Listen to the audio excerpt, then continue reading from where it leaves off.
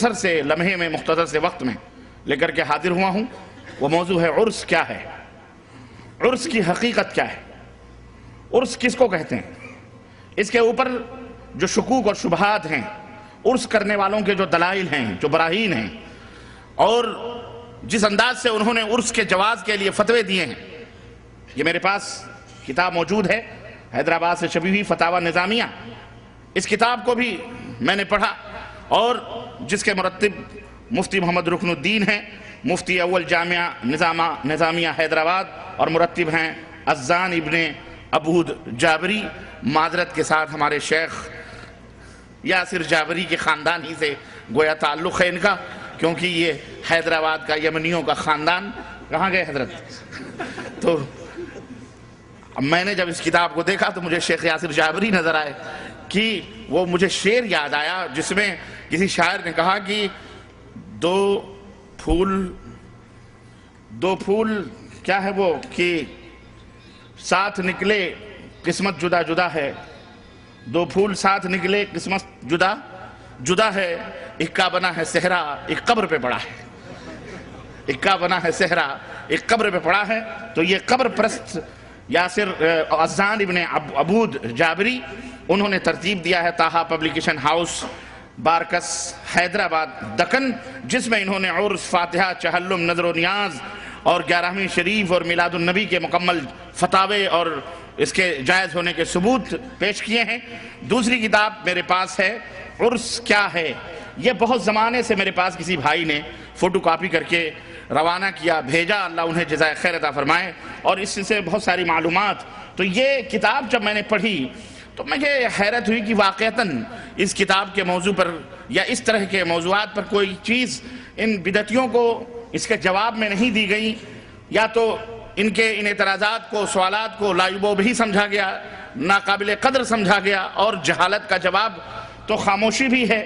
جواب جاہلاں باشد خاموشی، کہنے والے نے کہا کہ جاہلوں کے سوال کا کیا جواب دیں، اس کے اعتراض کے جواب میں خاموشی بہتر ہے. لیکن چونکہ ترہ ہو جاتا ہے، غرور آ جاتا ہے، تکبر آ جاتا ہے، گھمنڈ آ جاتا ہے، اس لیے کبھی کبھی اس گھمنڈ کو توڑنے کے لیے کچھ باتیں کہہ بھی دی جائیں تو زیادہ مناسب اور وہ زیادہ موزوں اور بہتر ہوتی ہیں.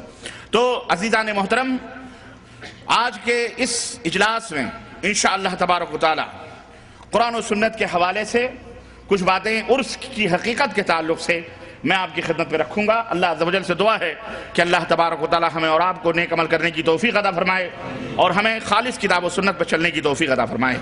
آمین یا رب العالمین. عرض کرنے سے پہلے میں اپنے سامعین کو، آڈینس کو چند حقائق، چند باتیں بنیادی طور پر بتلانا مناسب سمجھوں گا، کیونکہ یہ وہ بنیادی باتیں ہیں جس سے غلط فہمیاں دور ہو جاتی ہیں اور لوگ ہر قسم کے شکوک و شبہات سے اپنے دماغوں کو صاف کر لیتے ہیں. اور آپ حضرات کو بھی چاہیے کہ اپنے دماغوں کو صاف کر لیں ہر قسم کے شکوک و شبہات سے، اپنے تعلق سے، اپنے میسج، اپنے مشن، اپنی تحریک، اپنی دعوت کے تعلق سے، اور اس دعوت کے جو شرکاء ہیں، جو رفیق کار ہیں، جو علماء ہیں، جو مشائخ ہیں، اور اس کی جو تنظیم ہے، جو تحریک ہے، جو جمعیت ہے، اس تعلق سے میں کچھ حقائق آپ کی خدمت میں رکھنے کی شروع میں کوشش کر رہا ہوں. اس کے بعد عرس کی حقیقت کیا ہے وہ میں آپ حضرات کی خدمت میں رکھوں گا. قرآن و سنت کے حوالے سے، قرآن و سنت کے حوالے کیا دیں گے ہم اس سلسلے میں، کیونکہ قرآن و سنت میں اس کا وجود ہی نہیں ہے. تو پھر جس چیز کا وجود ہی نہ ہو قرآن و سنت میں اور اسے دین سمجھا جائے، وہ دین کب ہو سکتا ہے. لیکن پھر بھی ان کے جو سوالات، ان کے جو اعتراضات ہیں وہ آپ کی خدمت میں رکھیں گے، اور انشاءاللہ ایک ایک کا تجزیہ بھی کریں گے، اور ایک ایک کی بخیے بھی ادھیڑیں گے، اور ان کی پرخچیاں بھی اڑائیں گے، اور دکھائیں گے آپ کو کہ ان دلائل کے جو انبار، یا ان کے پاس جو قرآن و سنت کے دلائل ہیں، یہ کس انداز سے ان سے دھوئیں اڑ رہے ہیں یا غبار اڑ رہے ہیں، جن کی کوئی حقیقت اس کے سوا نہیں ہے کہ ایک ریت کی دیوار ہے جو سامنے کھڑی ہے، اور دیکھنے والا مسافر یہ سمجھتا ہے کہ اس دیوار کو پار کرنا بہت مشکل ہے، لیکن ہلکا سا ہوا کا ایک جھونکا آتا ہے تو ریت کی وہ دیوار کس طرح سے مسمسا کر بیٹھ جاتی ہے، اور راستہ خود ہی نظر آنے لگتا ہے، منزل دکھائی دیتی ہے. انشاءاللہ ایک ایک دلیلوں سے غبار اڑتی ہوئی آپ دیکھیں گے انشاءاللہ تعالیٰ، لچر پوچھ دلیلوں سے. اللہ عز و جل سے دعا ہے کہ اللہ تعالیٰ ہم سب کو ابطال باطل اور احقاق حق کی توفیق عطا فرمائے. اللہم ارنا حقا اللہم آرنا حقا حقا ورزقنا اتباعہ، اے اللہ ہمیں حق کو حق دکھلا اور اس کے اتباع کرنے کی توفیق عطا فرما. وَأَرِنَا الْبَاطِلَ بَاطِلًا وَارْزُقْنَا اجْتِنَابَهُ، اور اے اللہ ہمیں باطل کو باطل بتلا دکھلا اور اس سے پرہیز کرنے کی توفیق عطا فرما. آمین یا رب العالمین. چند باتیں بنیادی طور پر، وقت بہت کم ہے اس لیے آپ جلدی جلدی سمجھنے کی کوشش کریں. میرے پاس اتنا ٹائم نہیں ہے کیونکہ مغرب اور عشاء کے درمیان کا جو وقت ہوتا ہے بہت شارٹ ہوتا ہے، اور معذرت کے ساتھ اگر 10-5 منٹ تھوڑی اگر تاخیر ہو جائے منتظمین سے تو میں گزارش کروں گا کہ تھوڑی سی تاخیر 10-15 منٹ کر لیں، اس کے بعد انشاءاللہ جماعت کھڑی ہو جائے گی، نماز ادا کر لیں گے. بیچ میں ڈسٹرب نہ کریں پلیز. خیر، عرض کرنے کا مطلب چند بنیادی بات ہے. قرآن کریم کے حوالے سے اللہ رب العزت کا فرمان، اللہ رب العزت ارشاد فرمایا، اے وہ لوگوں جو ایمان لائے ہو، اطیعوا اللہ واطیعوا الرسول، اللہ کی اطاعت کرو اور رسول کی اطاعت کرو. ولا تبطلوا اعمالکم، اور اپنے اعمال کو باطل نہ کرو، اپنے اعمال کو باطل نہ کرو. مفسرین نے، تفسیر کرنے والوں، صحابہ، تابعین، تبع تابعین، محدثین، سب اس بات پر متفق ہیں کہ اللہ کی اطاعت کرنا فرض ہے، رسول اللہ صلی اللہ علیہ وسلم کی اطاعت کرنا فرض ہے. ان کے جن جن باتوں پر فرمان کی مہر لگی ہے ان تمام باتوں کو ماننا، تسلیم کرنا ہر مسلمان کے اوپر فرض ہے، ضروری ہے، اور اسے دین سمجھنا بھی ضروری ہے. البتہ جن باتوں پر قرآن اور سنت کی مہر نہیں لگی ہے اسے دین سمجھنا یہ بدعت ہے، ضلالت ہے، گمراہی، اور وہ باطل ہے. وہ کیا ہے؟ وہ جھوٹ ہے، باطل ہے، کچڑا ہے، گندگی ہے، اس سے پرہیز کرنے کی ضرورت ہے. ٹھیک بات سمجھ میں آ رہی ہے؟ قرآن کریم کی دوسری آیت کریمہ اللہ رب العزت فرمایا، اے میرے حبیب آپ کہہ دیجئے کہ اگر تم اللہ سے محبت کرتے ہو فاتبعونی، تو میری اتباع کرو، میری پیروی کرو، میری اطاعت کرو، میرے پیچھے پیچھے چلو. یحببکم اللہ، اللہ کے تم ولی بن جاؤ گے، اللہ تم سے محبت کرنے لگے گا، اللہ تم سے محبت کرے گا، اور اس کا ثمرہ، اس کا پھل، اس کا نتیجہ، اس کا بدلہ کیا ہوگا؟ وَيَغْفِرْ لَكُمْ ذُنُوبَكُمْ، اللہ تمہارے گناہوں کو معاف فرما دے گا. کتنی بڑی دولت ہے، اللہ تمہارے گناہوں کو معاف فرما دے گا. واللہ غفور الرحیم، اور یاد رکھو اللہ بہت بڑا معاف کرنے والا، رحم فرمانے والا ہے. تیسری آیت کریمہ جو میں پڑھی ہے، اللہ رب العزت نے فرمایا کہ اور سنو، جو لوگ من یشاقق الرسول من بعد ما تبین له الہدی، ہدایت آ جانے کے بعد، وضاحت آ جانے کے بعد، قرآن و سنت کے دلائل اور فرامین آ جانے کے بعد جو لوگ رسول کو ایذا پہنچاتے ہیں، تکلیف پہنچاتے ہیں، وَيَتَّبِعْ غَيْرَ سَبِيلِ الْمُؤْمِنِينَ، اور مومنوں کے راستوں کو چھوڑ کر کوئی اور راستہ اپناتے ہیں. اور یہ مومنین صادقین من الانصار والمہاجرین سب سے پہلے صحابہ اور تابعین، اور سب سے پہلے مومن حضرت محمد الرسول اللہ صلی اللہ علیہ وسلم، اور ان کے زمانے کے تابعین، ان کے زمانے کے صحابہ ابو بکر، عمر، فاروق، عثمان، صحابہ صحابیات 1,24,000 کم و بیش بعض روایتوں کے حساب سے، یہ سارے مومنین ہیں، یہ سارے مومنین ہیں، صادقین ہیں. کون ہیں یہ؟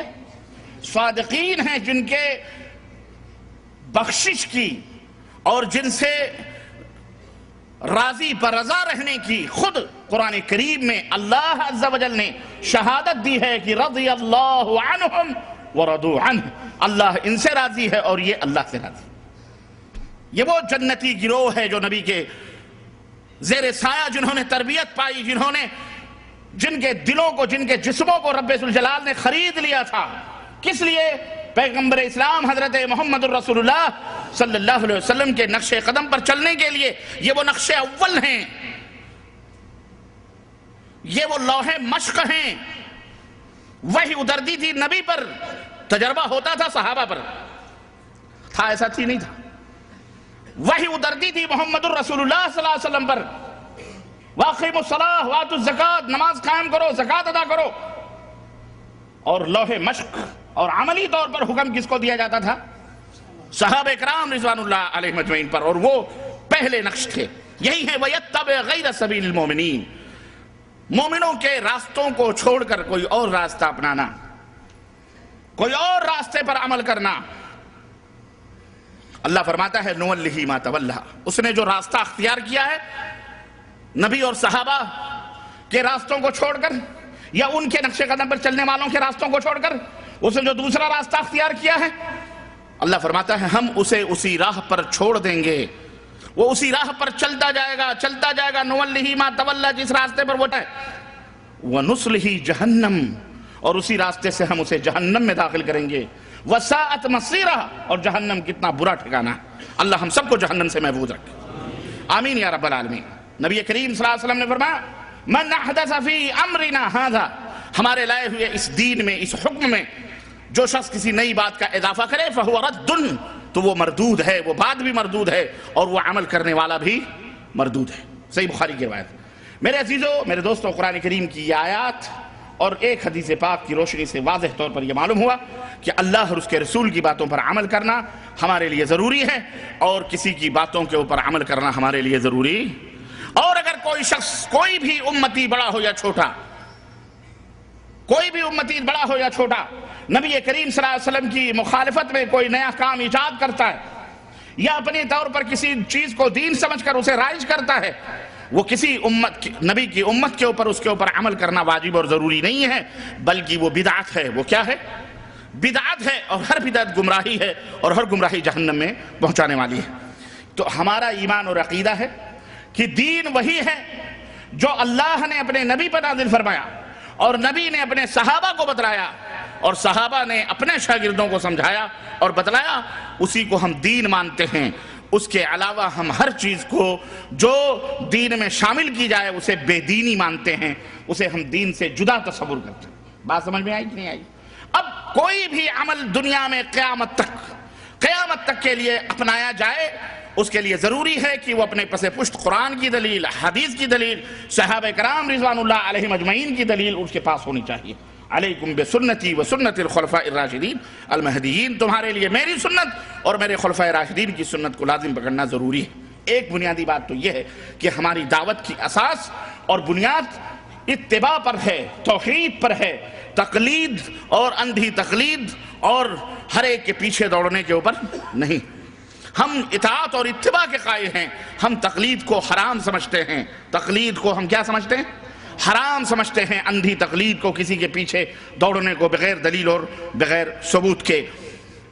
دوسری بات یہ ایک بات ہے، دوسری بات یہ ذہن میں رکھیں کہ قرآن اور احادیث کی دلیل دے دینا کمال نہیں ہے، بلکہ قرآن اور احادیث کی دلیلوں کو